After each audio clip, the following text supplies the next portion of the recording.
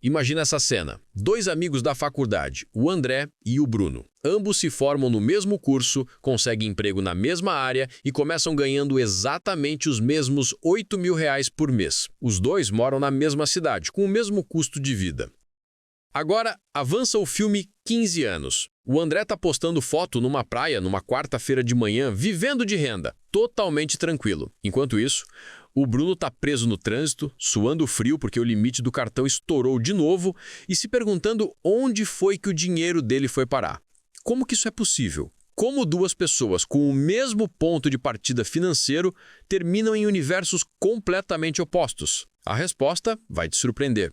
E eu garanto, não tem nada a ver com sorte, herança ou uma fórmula mágica de investimento que só os ricos sabem. Meu nome é Júlio e eu ajudo pessoas a entender a psicologia e a mecânica por trás da construção de riqueza de verdade. Se você está cansado de sentir que o seu salário só passa pela sua mão e nunca fica, já se inscreve aqui no canal e ativa o sininho. E se esse vídeo te ajudar a descobrir onde você está errando, por favor, deixa o like porque isso ajuda o canal a crescer. Olha só esse dado que vai explodir a sua cabeça. No Brasil, uma pesquisa recente mostrou que mais da metade das pessoas que ganham acima de R$ 10.000 por mês admitem que vivem no limite. Deixa eu repetir porque parece loucura. Gente ganhando 10, 15, até R$ 20.000 está presa na corrida dos ratos, vivendo de salário em salário, assim como alguém que ganha 2 salários mínimos. Se você está aí ralando para pagar as contas com 4 ou 5 mil por mês, você deve pensar, esse pessoal de salário alto simplesmente não sabe usar o dinheiro. E quer saber? Você está parcialmente certo. Mas aqui está a parte fascinante e assustadora. O hábito mental que mantém alguém quebrado ganhando R$ 20.000 por mês é exatamente o mesmo que mantém alguém quebrado ganhando R$ 3.000. Os números só são maiores. Pensa comigo, se você é ruim em gerenciar R$ 1.000, você vai ser péssimo em gerenciar 10 mil.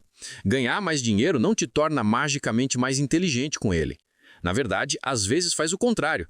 Te dá uma falsa sensação de segurança que leva a decisões financeiras ainda piores. Então, quais são esses hábitos misteriosos que separam o André, o cara da praia, do Bruno, o cara do trânsito? Por que alguns parecem construir riqueza sem esforço, enquanto outros não conseguem poupar um centavo, não importa quanto ganhem? A resposta está em 3 erros críticos que a maioria comete e 3 hábitos fundamentais que os ricos dominam. Vamos começar pelos erros que te mantêm pobre, porque reconhecer esses padrões na sua vida é o primeiro passo para mudar o jogo. E confie em mim, você provavelmente vai se ver em pelo menos um deles. O primeiro matador de riqueza é a inflação do estilo de vida. É a armadilha mais sorrateira que existe. Funciona assim, você é promovido, seu salário pula de 5 mil para 7 mil. Uau, R$ 2.000 a mais no bolso. Automaticamente, você pensa, agora eu mereço.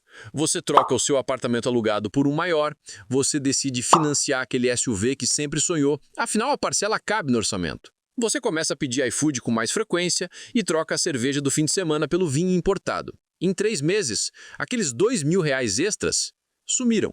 Eles foram completamente absorvidos pelo seu novo padrão de vida. Você voltou a viver no 0 a 0, só que num patamar de gastos mais alto. E o pior, agora você está preso no que eu chamo de algemas de ouro. Você precisa daquele salário alto só para manter o padrão. Você não pode arriscar, não pode mudar de emprego, não pode tirar um ano sabático. Você virou escravo do seu próprio estilo de vida. O segundo erro que arruína os brasileiros é a dívida. Mas não do jeito que você pensa. Eu estou falando da ilusão do parcelamento. No Brasil, a gente não compra um celular de R$ 5.000. A gente compra de 12 vezes de 416. A gente não compra uma TV de R$ 3.000.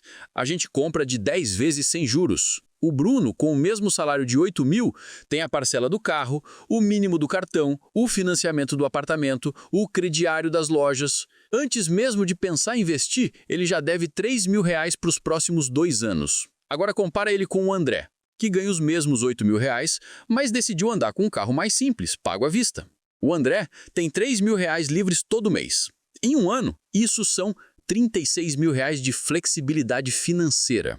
Mas o buraco é mais embaixo. A dívida não te custa só juros, ela te custa oportunidade.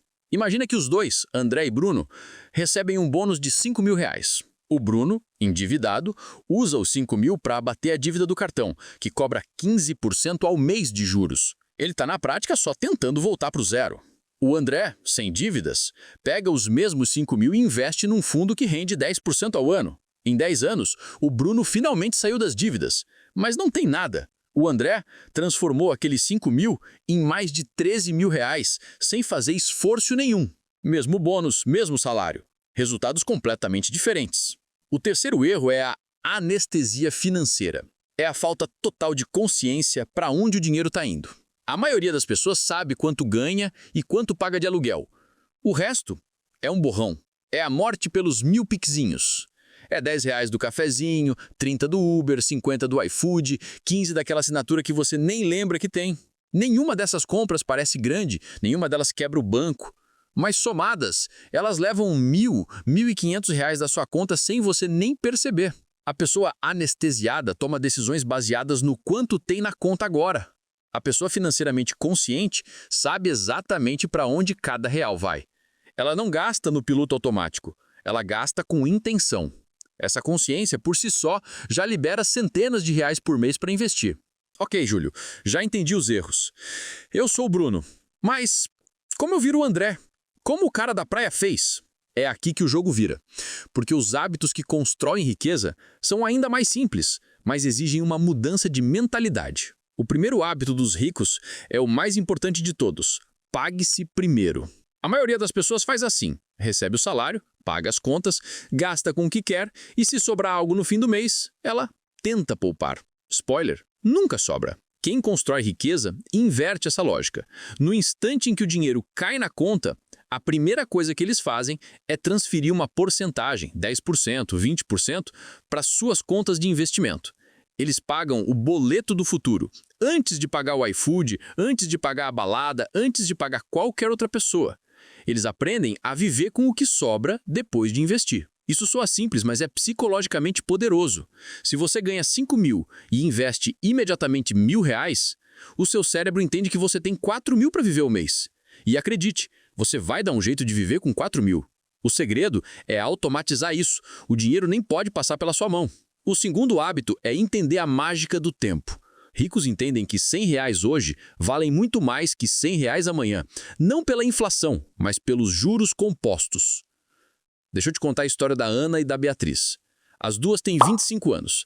A Ana decide investir 300 reais por mês, religiosamente, só por 10 anos, dos 25 aos 35. Quando ela faz 35 anos, ela para. Nunca mais investe R$1. Ela só deixa o dinheiro lá rendendo. A Beatriz, por outro lado, curte a vida nos seus 20 e poucos anos. Quando ela faz 35, ela percebe que precisa correr atrás do prejuízo. Ela começa a investir 600 reais por mês, o dobro da Ana. E ela faz isso por 30 anos seguidos, dos 35 aos 65.